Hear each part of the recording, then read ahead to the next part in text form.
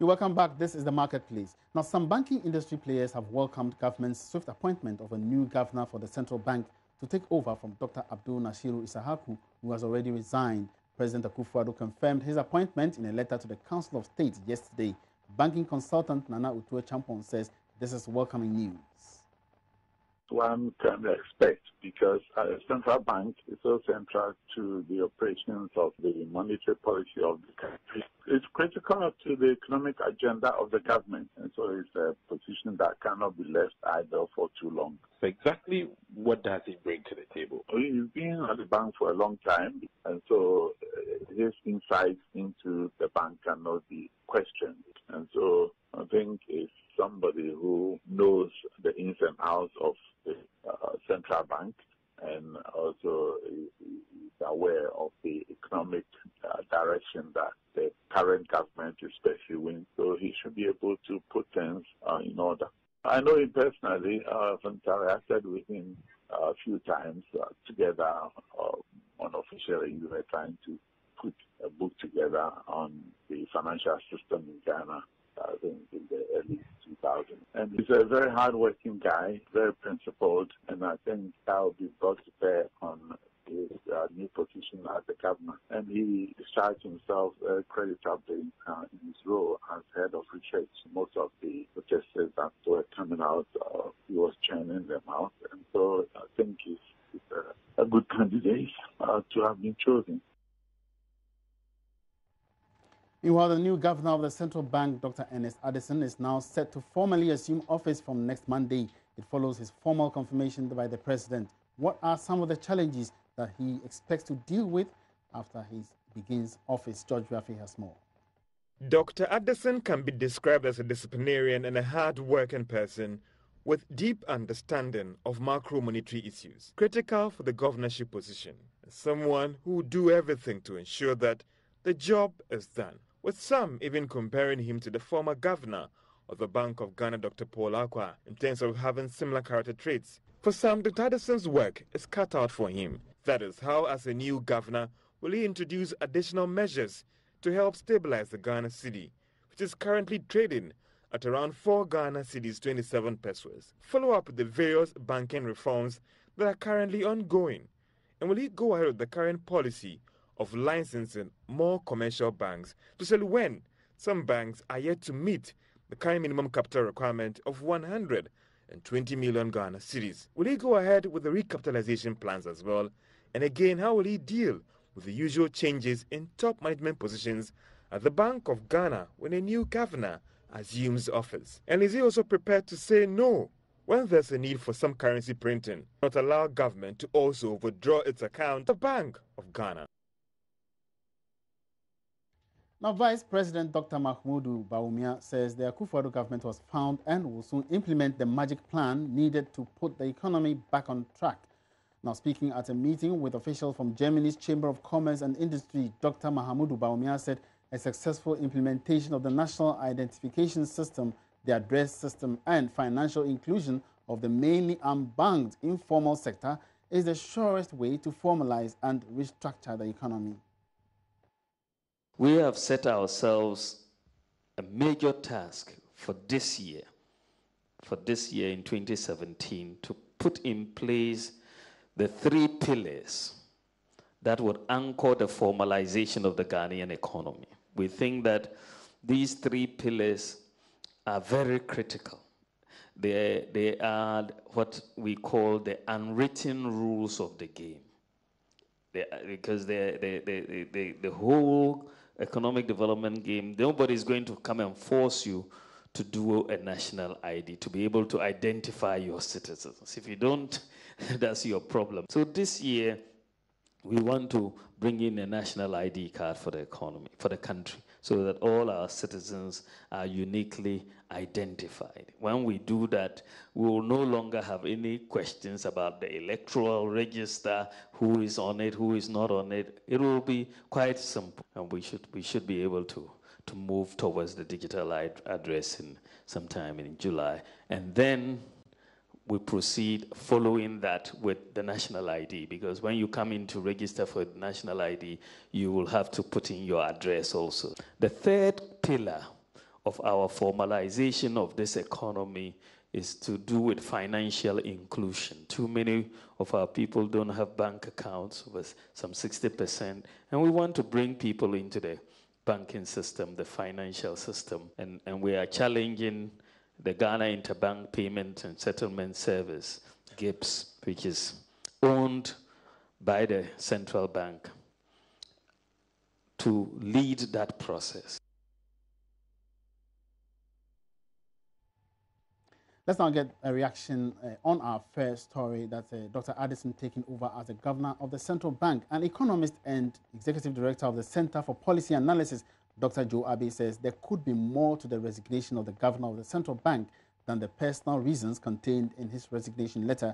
Dr. Isahaku resigned on Monday morning, citing personal reasons. But the renowned economist says the governor, whose position is secured by a tenure of office, may have left either due to disagreements in principles with the new government or taken the decision under duress. Dr. Joabe called for circumspection on the matter as the country risks investor apprehension. The developments are such that you cannot avoid the interpretation that he was pushed, and a lot is going to depend on how circumspect we are in analyzing this, because only on Monday, when the Monetary Policy Committee finished its deliberations, he seemed to be quite in an upbeat mode.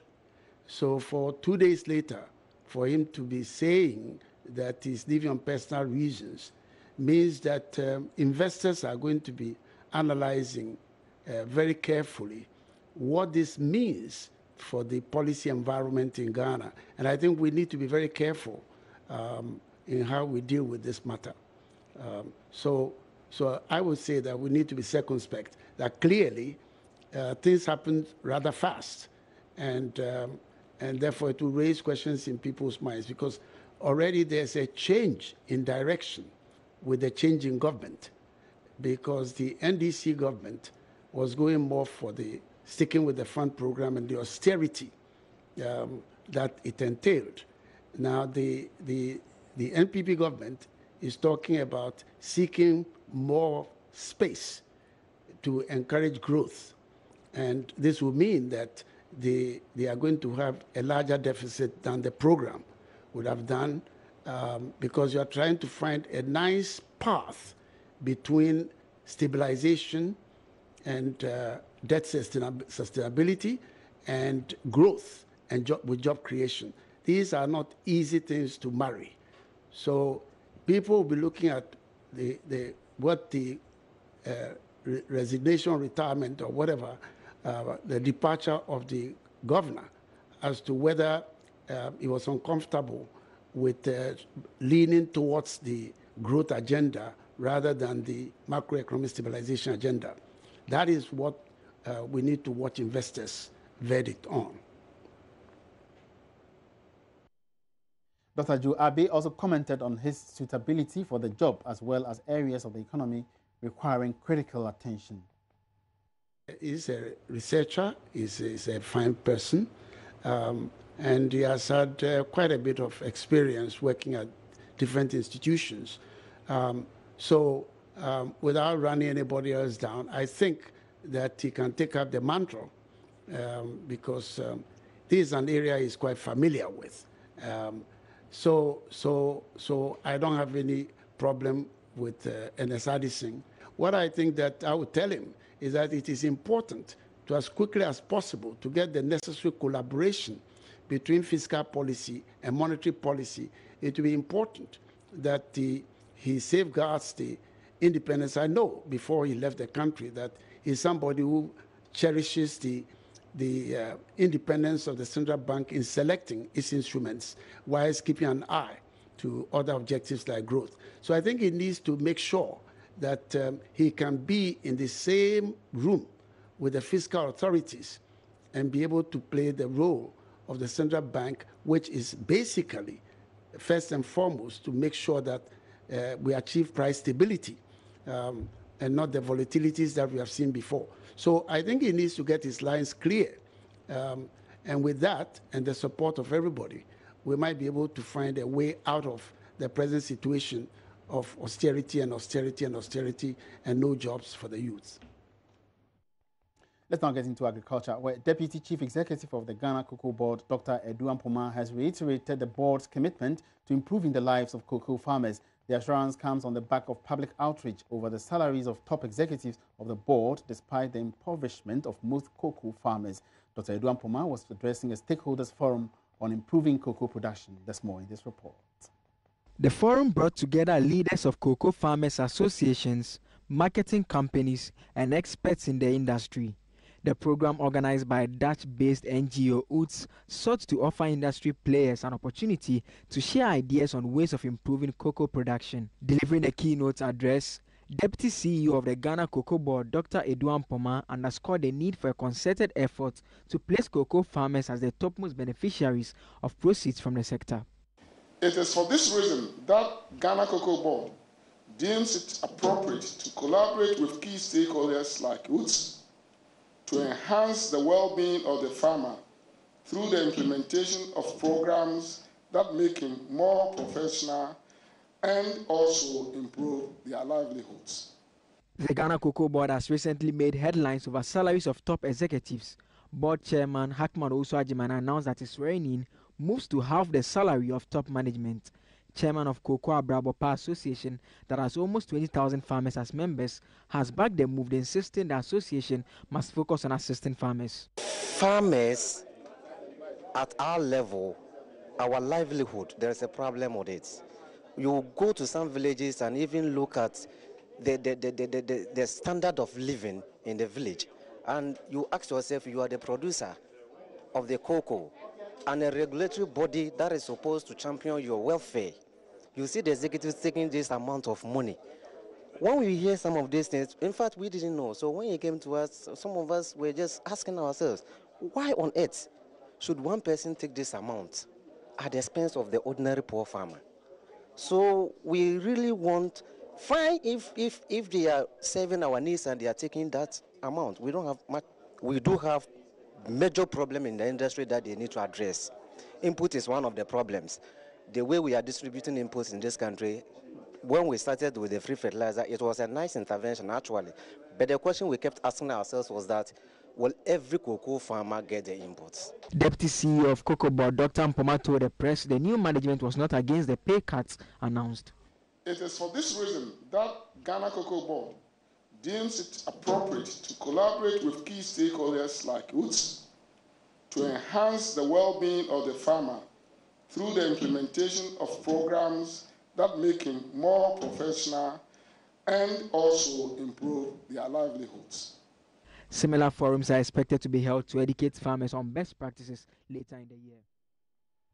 All right, so let's still stay a little longer on this development, and we're getting on the phone line to speak with the president of Concerned Farmers Association of Ghana, who is in the person of Nana Oboade-Bonsu II, to also find out whether cocoa farmers have received their due from the Cocoa Board over the years. Good afternoon, sir, and welcome to the marketplace.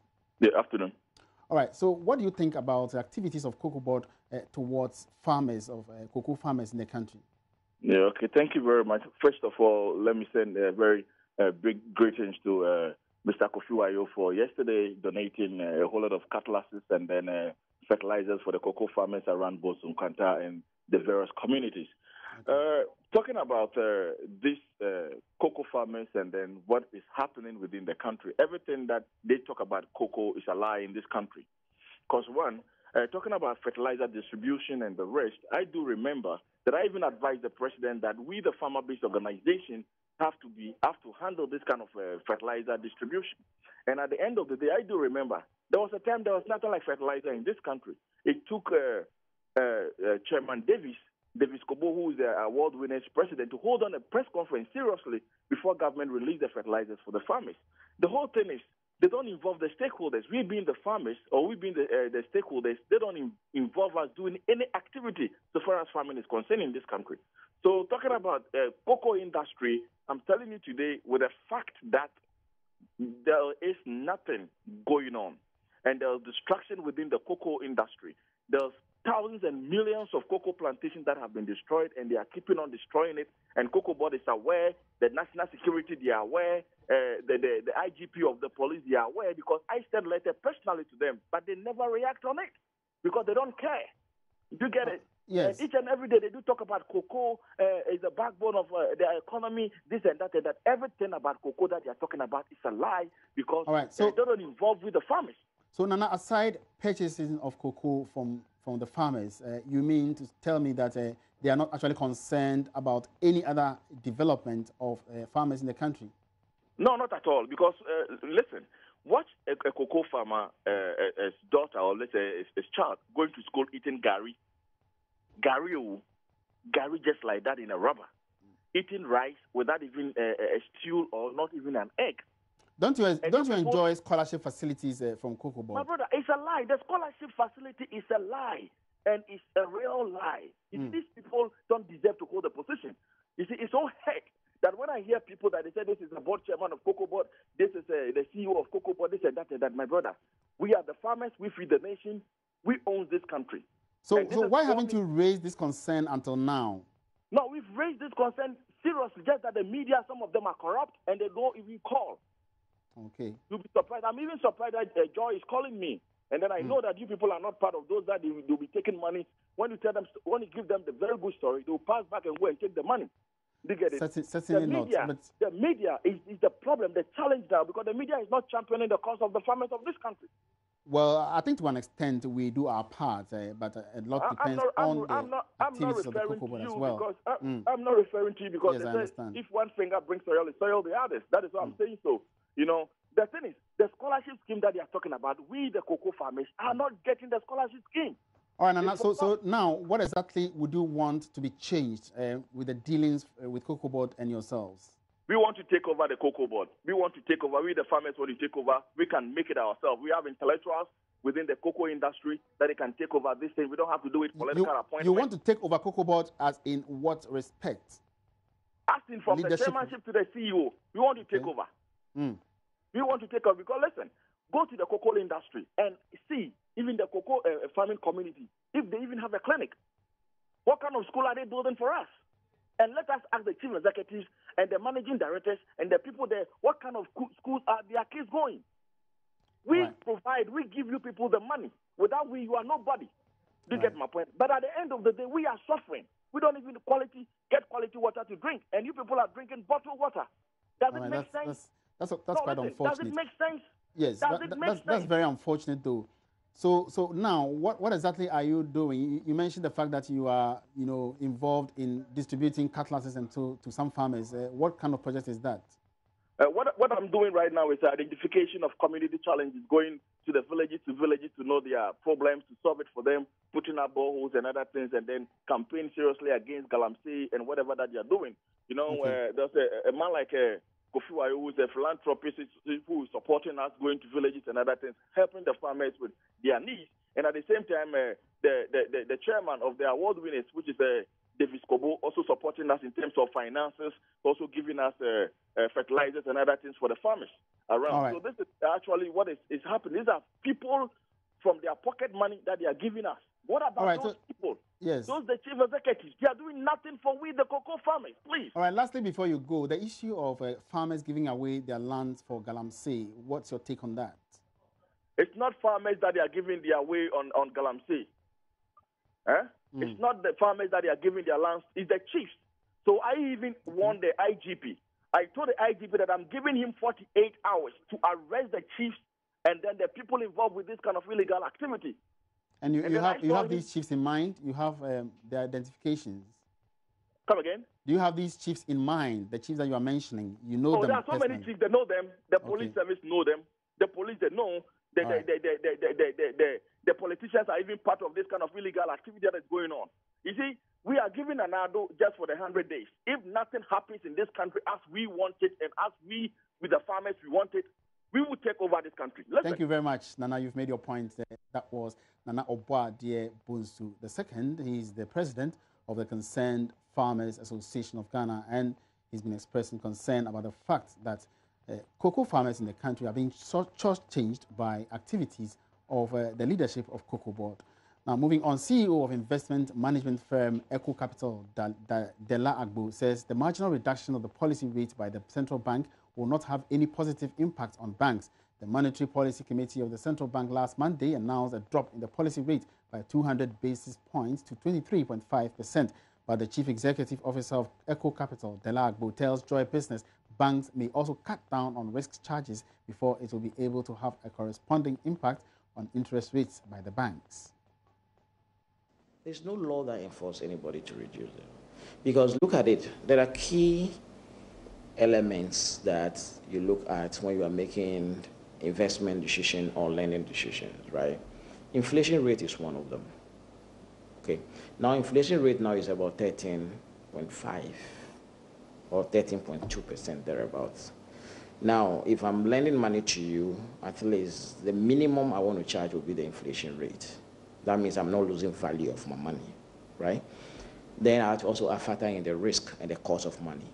If Bank of Ghana is selling money to banks at the price of what? 23.5, and banks then going to loan it out to people, they have additional risk, defaults, and other risks to that. So you can't tell a bank now that automatically drop your lending rates. So yes, if everything remains the same, I don't see any change happening. All right, finally, before we go, contractors working on the Wa airstrip say it is ready for commercial flights to commence operations this year. The airstrip has been given a facelift to accommodate bigger aircraft for commercial activities. Assistant Project Manager of the contractors, Skill Link, Addison Dramani Idrisu, disclosed this to the Upper West Regional Minister Suleiman Al-Hassan when he toured the airstrip to inspect work done so far. Rafiq Salam has sent this report from Wa. As part of its agenda to create an efficient transport system to open up the country for socio-economic activities, the government of Ghana embarked on the construction of aerodromes and airstrips in some regions in the country. The Wa airstrip was penciled as one of them to be given a major facelift to enable it to operate domestic commercial flights. An Accra-based construction firm, Scale Link Limited, was then awarded a 6-month contract to give facelift to the Wa airstrip to enable commercial flights to use the facility. Work on the project was expected to be finished and handed over before the end of 2016. The project, however, went beyond the stipulated completed time. Seeing the project as one that is of priority to the government, especially to the people, Upper West Regional Minister Suleiman Al-Hassan went on a tour of the facility to see for himself progress of work and what could be done to get the facility ready for commercial flights. He was conducted around the facility by the Assistant Project Manager of Skill Link Limited, Addison Dramani Idrisu. He told the regional minister that they have completed and handed over the facility to the Ministry of Aviation and only waiting for commissioning. They identify some spots. Even though we did the official handing over, they identify some spots and asked that we should work on that. And we have done that. Yeah, we have done that. So you finished with that? Yeah, we have finished with the work. They haven't come back? Yeah, they haven't come back. They wouldn't come? No, they will come. They will surely come. You know, even any type of aircraft can land here because the runway marking has been done and the place is also tested and it was approved that... At the time of the visit, the conveyor belt and the communication gadget were not fixed yet at the terminal building, which he considered will be fixed in the next few weeks. Upper West Regional Minister Suleiman Al-Hassan was happy with the work done by the contractor and has already started talking about the benefits the region will derive from the facility. The commercial activities surely will improve because a number of people have already come to me in the office and are questioning why this thing, because they have colleagues, friends, business partners who will want to come to Wa, but because they fear sitting in a vehicle about 8 hours from Accra to this place, that one is so scary. So people are worried, and we know that as soon as this thing is operationalized, economic activity in the region has the third longest runway in the country. Reporting for Joy Business, Rafiq Salam. Wow. All right, so on that interesting note, we wrap up this afternoon's edition of The Marketplace. Many thanks for watching, and indeed, have a great weekend. My name is Emmanuel Apwaji. We are